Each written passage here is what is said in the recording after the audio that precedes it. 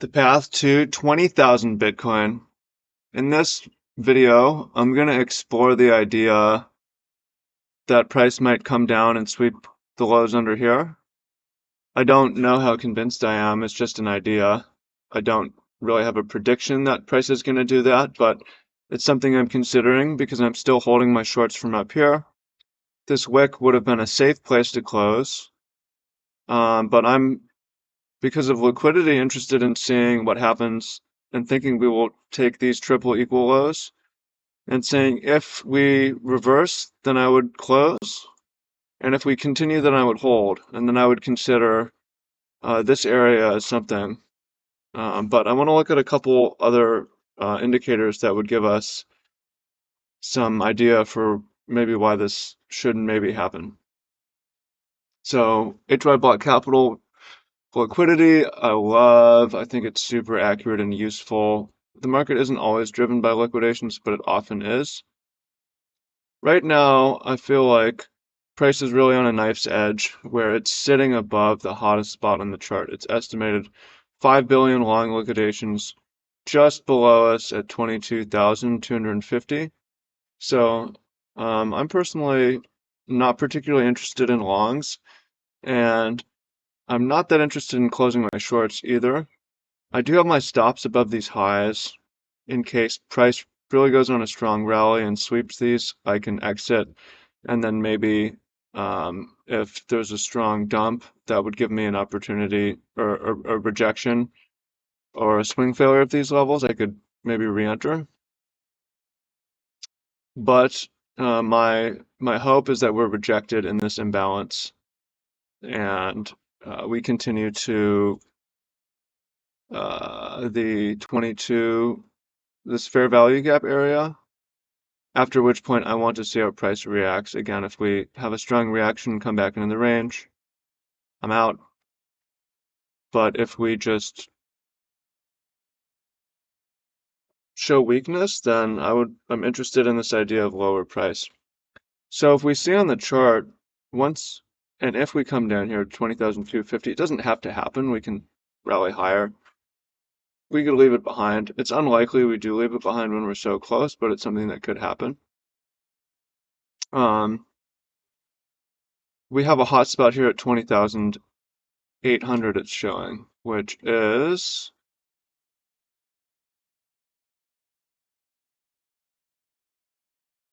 people who went long right here, essentially.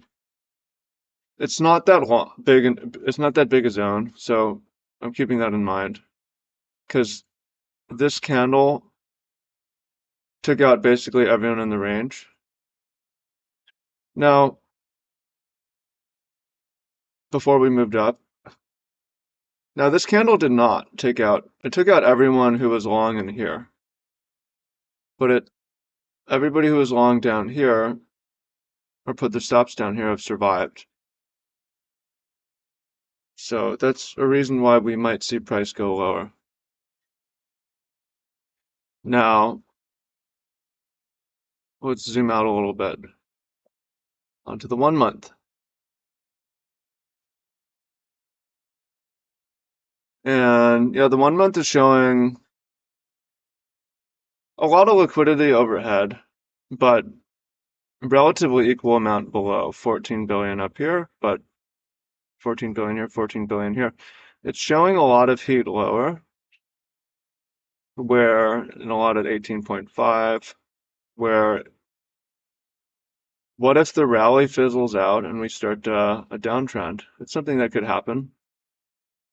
Bybit in particular is showing a real strong hotspot at 19,300. Why? I don't know. What's at 19,300? Right here. Don't know why. Okay.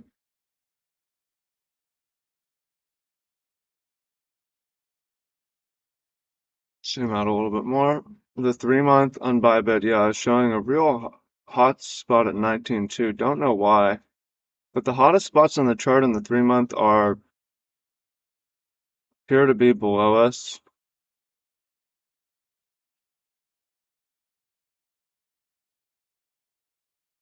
Okay. Let's look at the 12-hour.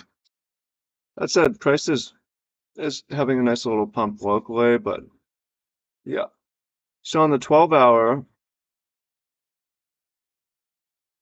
I don't really love the situation as this move down cleared out everything, and now there's a lot of liquidity above these highs, which is the target.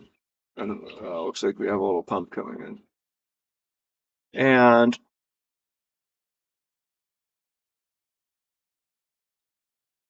I'm just hoping that it's a hope. I'm gambling that price is going to reject in here before it takes these, but I don't know. I mean, in retrospect, yeah, I need to not worry about 5-minute candles. ETH looks quite good.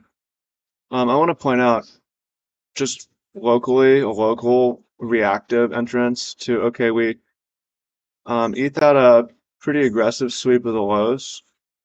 We didn't take these lows, but we also took everything from the last week. And as we started to expand here,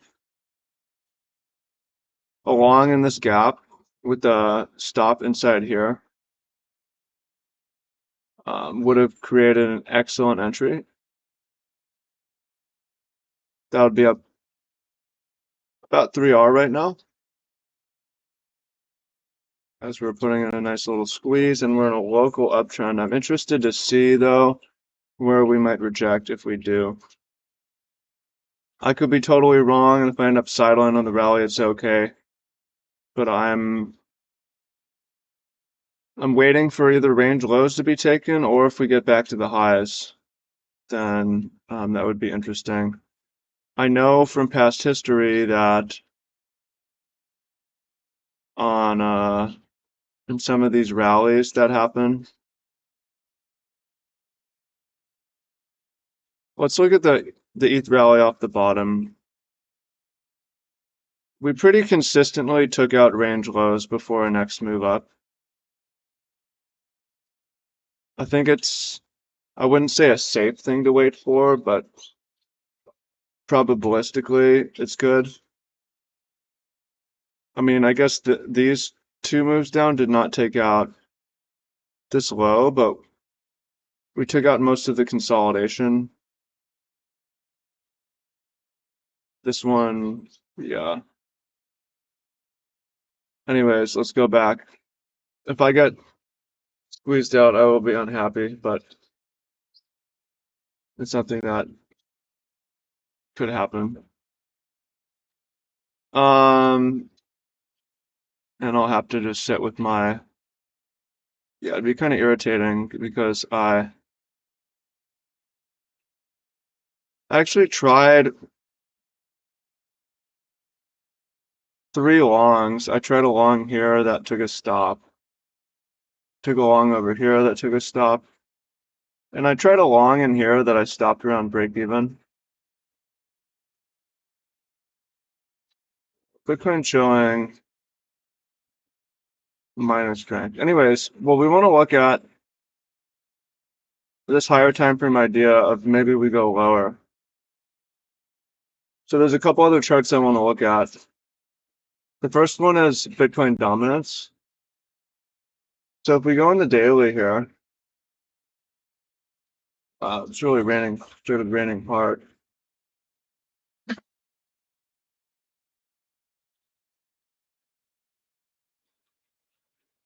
On the daily, we have been in an uptrend, yes, for since January 10th, about 3-week uptrend. And we took out these highs. And I don't know, Bitcoin dominance is not as like liquidation driven. but it is something to pay attention to. And if we go on lower time frames,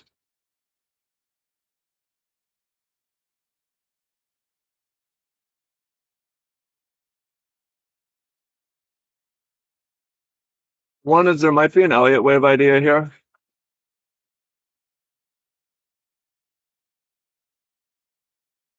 One, two. No, that doesn't work because the 3 is not big enough. But we see, I'd argue we're seeing weakness in here.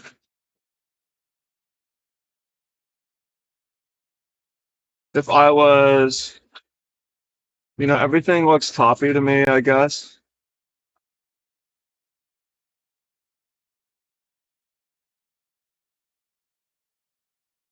Everything always looks choppy to me. Is this something I would want to long or short? Why would I want to long this? Why would I want to short this?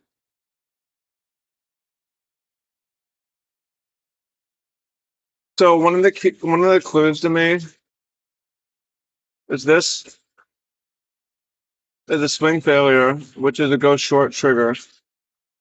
And then this also, we failed this high as well. So it's something like a head and shoulders.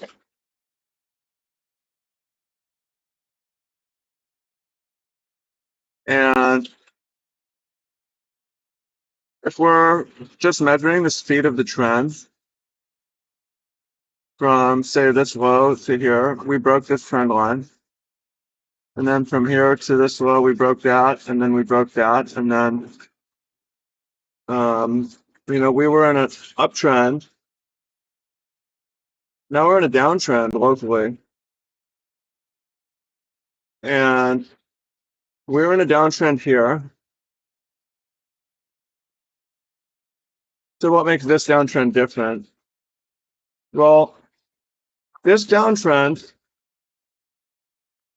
what makes all the difference is this taking this high and falling under it, right? Being under this level matters. Being under this level matters.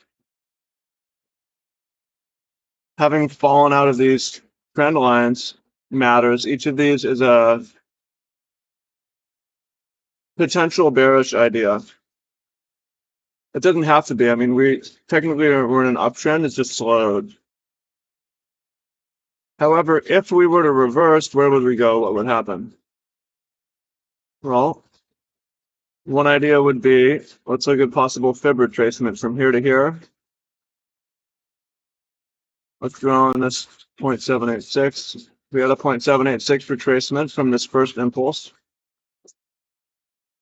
From here to here, we had just about a golden pocket at front ran it. And then from here to here, if this were to be a top, doesn't have to be, but if it were to be, and we pulled into a 0.5 or a 0.6, right? What would that mean for the Bitcoin price? So this is where the idea of the 20.8 comes in. Is we had our Bitcoin dominance rally.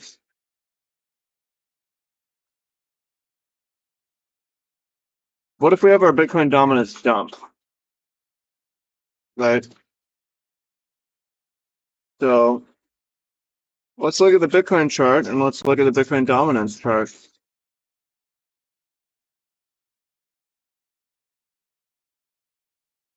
Bitcoin dominance chart.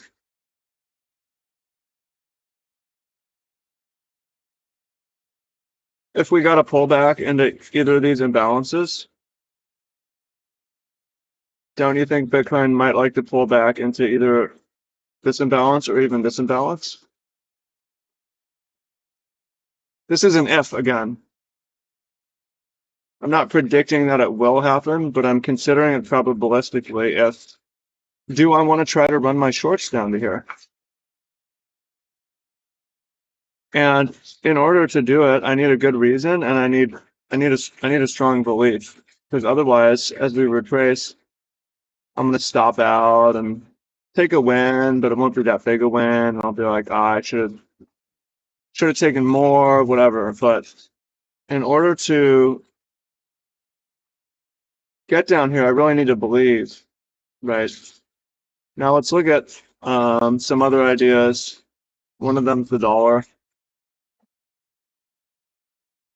The dollar's in a downtrend. Risk assets are in an uptrend. Let me point out, though, that we did have 3 straight green days. And we had some swing failure of the lows action. We're pulling back now, so maybe it's nothing, but it might be something that possibly could happen. It's just locally, we're in a small uptrend here. We took these highs. There was a trend line here that's broken. Trend line is broken. Doesn't mean anything. It's a low time frame. It's just something that could happen. Now we have our indices, which are quite interesting. We broke out, but we broke down. And it's a herky-jerk move up. Maybe we just keep going up. Maybe we're back testing the meme trend line. Maybe people were trying to buy it to protect it. Could be a bunch of different things. Could be we're forming a little local bottom here too.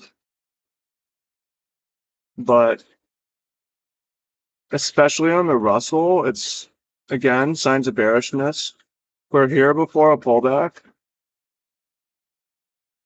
When we're seeing highs taken and lost, like what you want to see is this high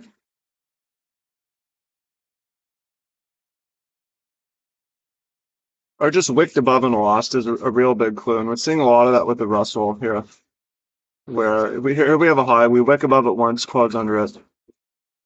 We close over it for a minute, but then we wick above it, close under it. Wick above it, close under it. This level, we should be over. We should probably be over that. And now instead, we're coming back down here to test the support. Where if that support goes, where do we go from there? And if we zoom out here, we have this big important trend line. And so far, we're failing our breakout. Nasdaq similar, big important trend line. We seem to be, depending on which one we look at. Let's see which one this one is. This, possibly failing a breakout. People bought here, put their stops under, and we're coming back to test some kind of support here. Okay.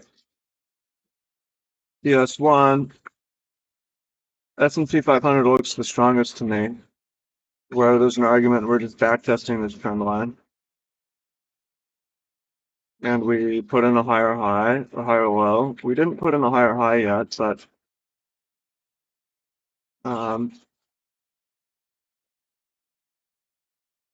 there's nothing too bearish. We didn't ever like just wick over a key high and lose it necessarily in the same way. But it's something to pay attention to is locally we're in a downtrend. Okay, well there's local downtrends in an uptrend all the time. Why would this go lower? Why would this go under here? I don't know that it should, I just think that it could. So for me, I need to get going in a minute. All this said, the way that I want to live my life,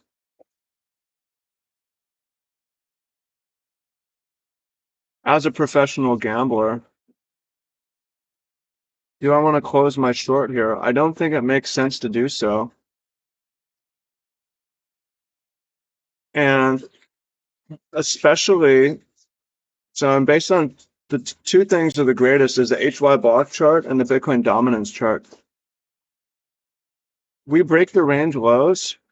I will cover if we get a real nice reaction and come back in. I'm willing to risk stop out here. And I'm willing to risk giving up this profit back too. But there's a possibility that if we lose this line, we create a bearish fair value gap.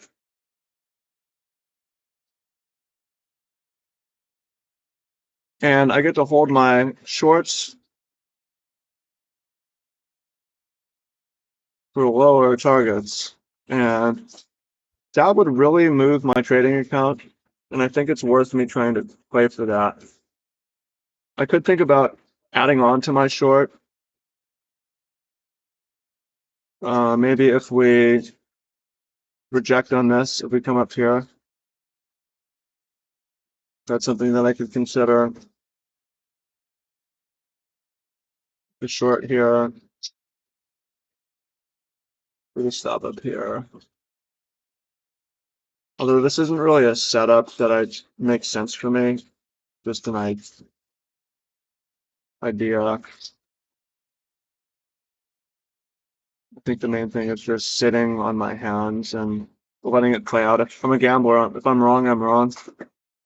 If we go up here, then I stopped out.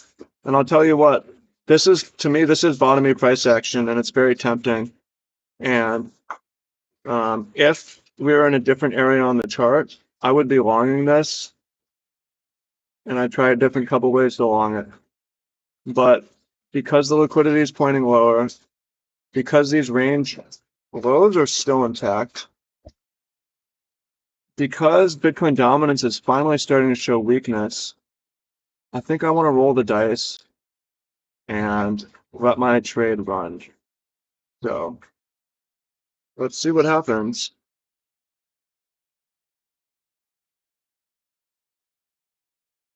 Good luck, much love.